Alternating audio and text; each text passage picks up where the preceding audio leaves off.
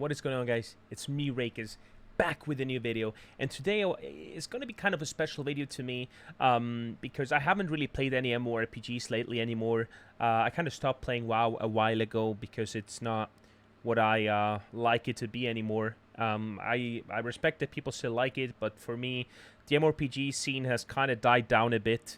The next one I'm looking forward, obviously Pantheon. But today I want to make a video about where I talk about some points. If I could do an MMORPG, right, how I would do it. In the comments, you can maybe disagree with me, maybe agree with me, maybe you have some things to add. But what I want to go over in this video today is balance in MMORPGs, factions in MMORPGs, difficulty level in MMORPGs, art style, transmog, mounts, and like items, especially like items and RNG and how that kind of works out with items. So let's get right into it.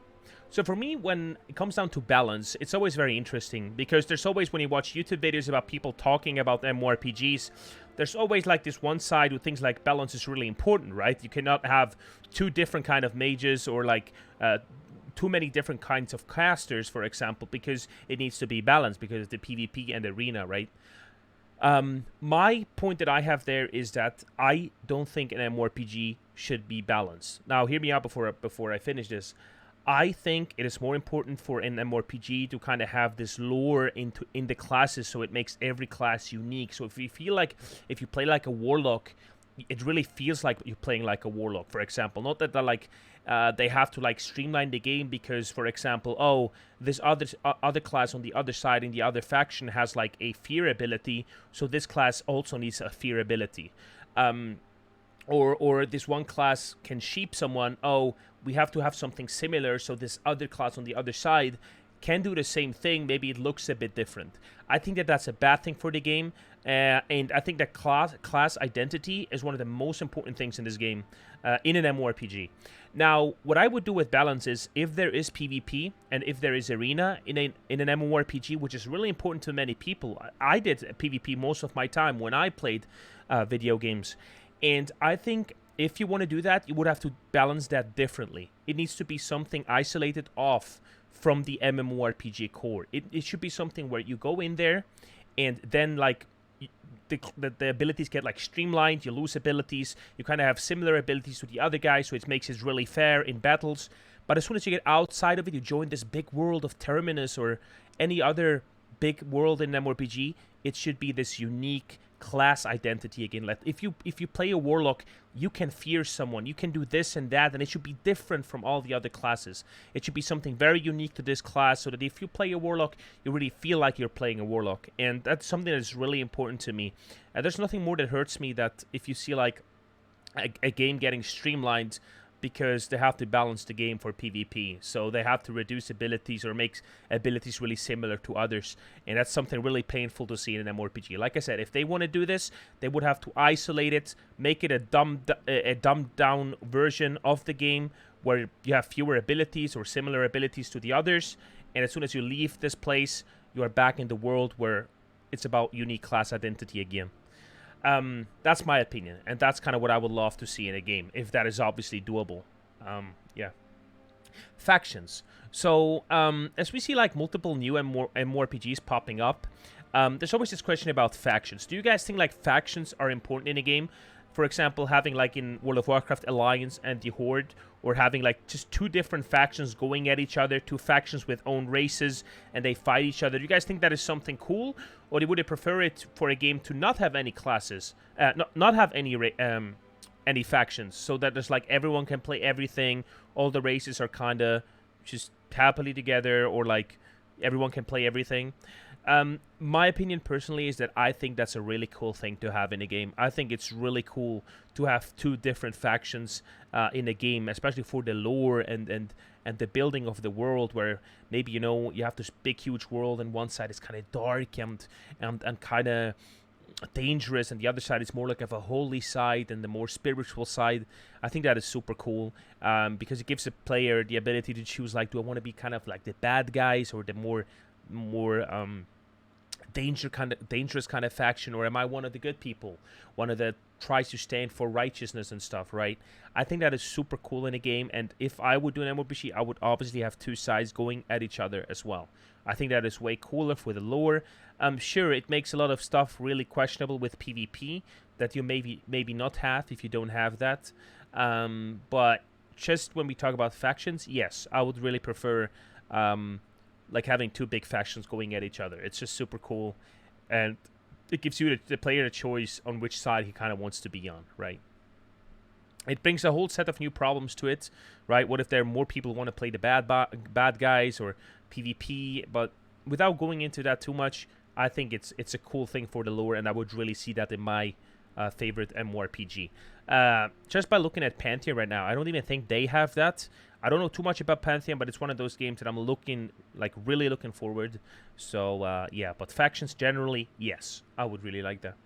Difficulty level. So what I mean by that is, like, would you guys like to see an MMORPG where, for example, there's like a dungeon, and then the dungeon, you can play the dungeon on like normal mode, and then it goes up to like a harder mode, and then like a legendary mode, so that it's always the same dungeon but with different difficulty modes enabled. So it would allow the people who are the less knowledgeable about the game to still kill all the bosses on a easier level.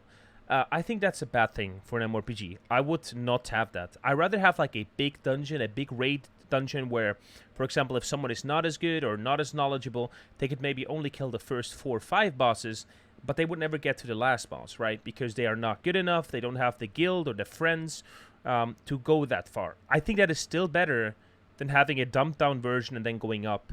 The reason I think it is better is because of the lore, for example. If you have like this cool MMORPG with like a really cool lore behind it, that is like this huge boss who is like really strong and only the strongest can take him down, and then you just kill that guy on the dumb version, like, it just ruins the immersion. I think it's dumb, and it takes away this kind of mysterious side of a video game. For example, what happened back in the day in WoW is if you couldn't kill the last boss, you would always look up to the people who could. You would always think, man, if I could kill that guy, that would be crazy. But if you played a game and you killed a dumbed down version, you're like, well, I killed the boss. I mean, I did it. You know, it's kind of this thing that I think is really important in an MMORPG where you want to be immersed in. That, like, yeah, maybe you can only kill the 3-4 bosses with your guild, but it's a progression thing, and maybe you get there one day, maybe not, right?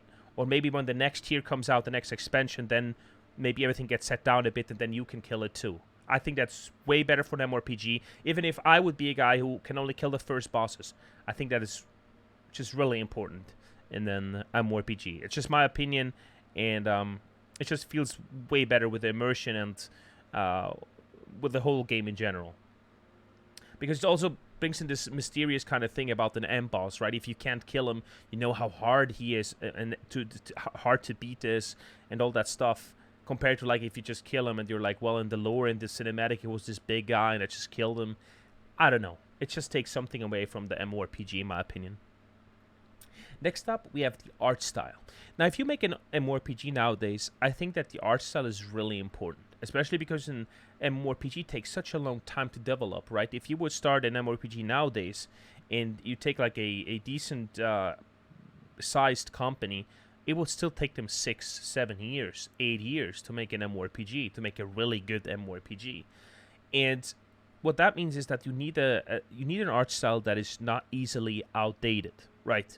So that if you start this game today and you have an art style and then 8 years later it looks like garbage, sure, you can always like overhaul the thing and upgrade them eventually. But I feel like going with a more of like comic kind of style compared to like a realistic style is way better. I think it's way better to go like with a little bit of a not like, I wouldn't say like Fortnite kind of style, but something that is kind of more, maybe give it a unique touch, right? For example, me personally, I don't like Final Fantasy style at all, which a lot of people love, right? I'm more of the WoW kind of type when it comes down to the graphics or to the art style. Pantheon looks really good to me too. It looks more realistic, but it still looks, I really like it the way it looks. So, like I said, oh my god, did that guy just fall down? That's what I mean. Like, I would really prefer an art style like this. Pantheon looks good as well. Sure, they're gonna improve it. This is an alpha, but so I personally would prefer like a more comic kind of style in the MMORPG. Let me know what you guys would like more. Maybe you guys would like a really realistically MMORPG. I don't know. Then let's go to Transmog. That is something that I really started hating in World of Warcraft. And it's just sad that whenever there's like a thing that you think is good, at the end of the day, it always brings downsides as well. What happens in MMORPG is if you start with level 1 and you have really shitty gear, you look like a noob.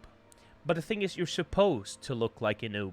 Nobody wants to see a level 1er log in, and he looks like the sickest guy around, he has the coolest armor on, and he runs around. Like, that is just dumb. It ruins the immersion, it ruins the whole game's immersion. And I think that immersion is really important in MMORPG, because it should be a game where you want to literally kind of live in, if it makes sense. It's a world where you want to go in and play it for multiple hours a day. Not because you feel like you need to do something special, just because you kind of want to be in there, right? That's kind of what an MMORPG is like. And if you're level 1, you should look like a level 1. What I mean by that is that gear should eventually get cooler looking the deeper you go into the game, the more you've done. You know, so that people, if you come into a city and people see you, they're gonna be like, oh my god, what is this guy on? He looks really cool. What is that? And you start chatting with him. Where did you get that from? It builds like this community chat that is really important in a video game. And it hurted me to see in WoW, because what happens in WoW is that everyone looks really cool. So no matter if you have the shittiest ass gear in the world, you can make yourself look really cool. That is dumb, ruins the immersion, and is in my opinion a bad feature. And I would prefer to not see that in any MMORPG that I want to play in the future. I rather am level 20 and look like a dumb-ass noob, but then knowing that the higher I get, the deeper I get into this game, my armor will also get cooler. So the thing is that armor, like items, the way items look should be progression-based. That is one of the most important things that people do not understand in a video game. Or maybe, I mean, maybe they do, but they don't like it. But that's my biggest thing. That's, you cannot implement something as Transmog, where what Transmog is in WoW, for example, if you found this really cool piece gear, you can always make your armor look like that. Even though it is not that type of armor, you can make it look like it. So your shitty ass green item looks like a purple item, if that makes sense. And that's just really dumb, and I would never ever want to see it in my MMORPG. Mounts. So what happens in different video games or different MMORPGs is that let's talk about travel mounts, to travel around, right? Should you have mounts from the get-go? When do you get mounts? How would I do that in an MMORPG that I want to play? I think it's really important to not have mounts early in the game. It's really important for me to like walk around, take your time, explore everything, and that should kind of be the same for everyone, right? I think that's really important. However, I think that like riding mounts are really important in the game too. I mean, maybe if you get like max level, maybe you can do something there that's so you get like a mount. I think that's pretty cool as well. So I have generally nothing against mounts. However, if it comes down to flying mounts, that is a problem for me. A lot of people had this discussion in World of Warcraft as well. But, you know, first idea, flying mounts sounds really fucking cool. You hear that, you see that, you want to have it. You think it's a great idea. But at the end of the day, it is really not that much. Because what it does is, for example, in Pantheon, like you see this on the screen right now where this guy was climbing, it annihilates, it destroys everything. Like, you don't need to climb anything anymore. You don't need to meet other people anymore because you're just flying through the air. It destroys so many community aspects that if you would put that, like, let's say flying mounts are cool.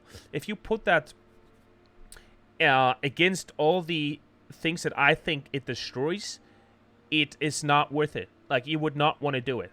Like, flying mounts is not worth it. Even if people would maybe cry for it and people would start, we need flying mounts, I think it is not worth it for all the things that it destroys. You would not meet other people anymore. You would not, because you wouldn't come across them, right? Because you're flying through the air. You don't need to climb anything anymore. You would just fly up all the way. It's so many things that it just takes out of the game that you maybe not even realize.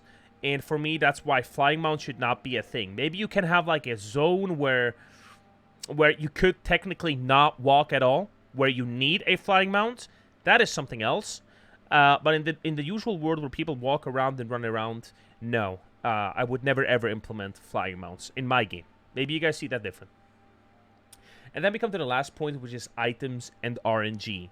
Now, what I mean by that is, like, when it comes down to items in a video game, for me personally, it would be really important for items to be very rare. Like, if I see a rare item in the game, it should be rare. What I mean by that is, like, a low drop chance, and that is something that nowadays, I don't know if people would agree with me too much, because nowadays you have those, like, instant reward systems where you go into the game, boom, you get all those epic items right at the get-go, and I can see how people really like that, but I think you need a good balance when it comes down to that. Like, it cannot be that you log in and you get your epic item right away and all that kind of stuff.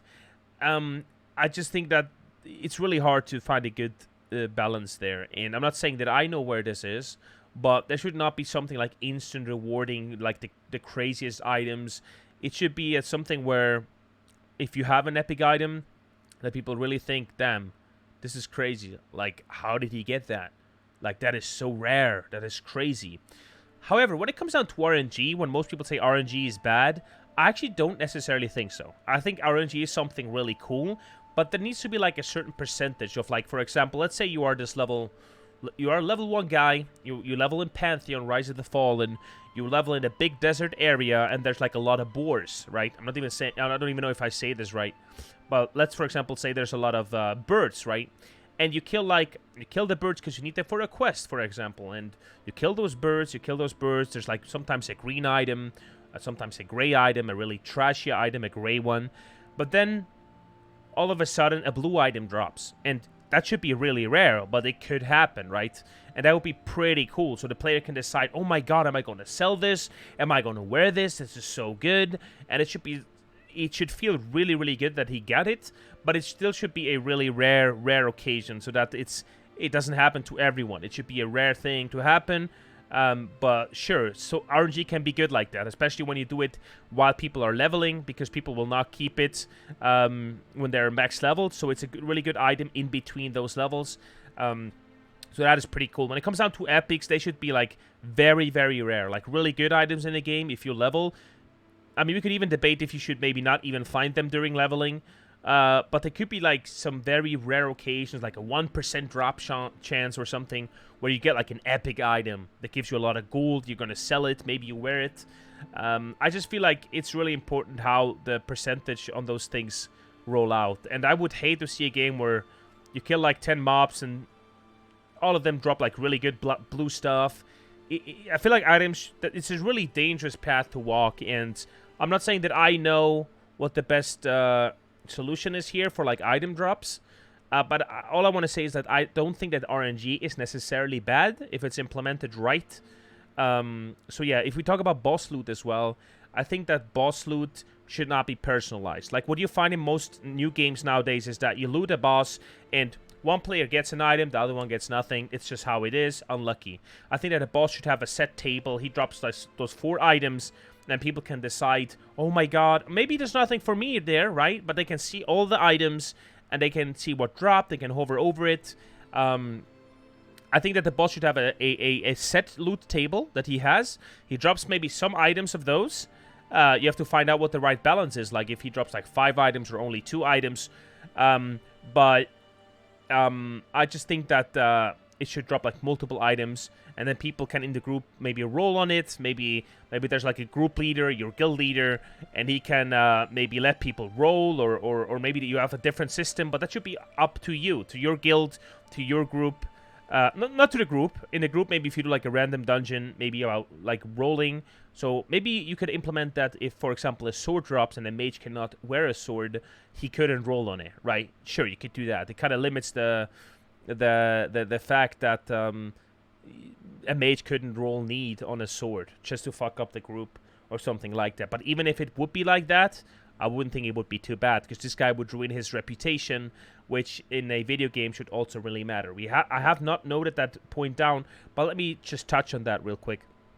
I think reputation should be something really important in a video game. I think the reason it fell off mostly in newer video games is because, you can monetize this, right? Hey, you want to change your name? Pay us $10. Hey, you want to change the server? Pay us $20. Boom, you have a new monetization that was literally instantly implemented, no work done whatsoever. And that's why I think most games don't have it anymore. I think it's a really important part of a game, though. If I meet someone on the server and his name is like Peter, and this guy's always named Peter, he cannot change his name, and one day I'm like, dude, where did Peter go? And I'm not finding him anymore, right? Or he changed the server, or someone who ninja loots changed the server. I think it's a bad thing for a game, and I know that it can easily be monetized, but we have to find different ways to monetize a game. This cannot be it, in my opinion. Reputation should matter. That if someone does something bad on the server, he gets called out for it. He has trouble finding a guild, and it really makes him pay for what he did. I think that's really important. However, those were my kind of points on what I would like to see in an MMORPG. I will do more Pantheon Rise of the Fallen videos in the future. And like I said, I don't do many videos, but sometimes I feel like the need to talk about stuff. And that was one of those kind of times that I had right now. So yeah, the video is long enough. Thanks for watching. And I hope to see you guys soon again. Thanks for watching. Bye-bye. Peace. And have a good one. Bye-bye.